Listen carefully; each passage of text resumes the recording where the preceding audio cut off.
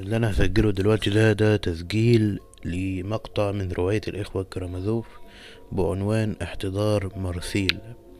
والذي لا يعرف من هو مرسيل، فهناك شخصية في رواية الإخوة كرامازوف تطلق عليها الشيخ ذوسيما، والشيخ ذوسيما هو شخصية محورية في الرواية لأنه يعني شخصية محورية بالنسبة لإليوشا، فهو مثل الأعلى لإليوشا.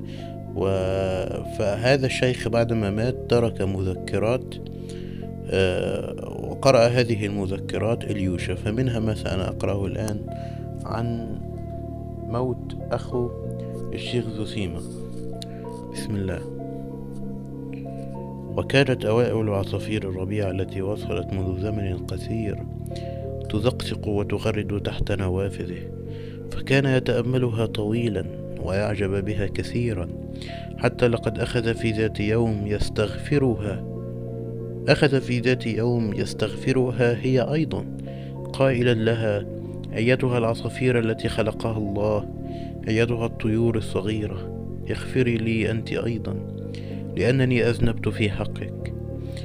وبدأ لنا هذا الأمر لا سبيل إلى فهمه، كان يبكي عطفا وحنانا، وقال فرحا: نعم، لقد كانت عظمة الله مبسوطة أمامي، الطيور والأشجار والمراعي السماوات، إلا أنا لقد كنت أعيش في الخزي والعار، مسيئا إلى شرف الخليقة، ولم أكن أرى جمال الحياة وثنائها. فكانت أمي تقول له باكية: إنك تتهم نفسك بخطايا كثيرة. فيقول لها: أماه، يا فرحي، يا نفسي، إنني من سعادة لا من حزن أبكي. وددت لو كنت مذنبا في حق العصافير الصغيرة.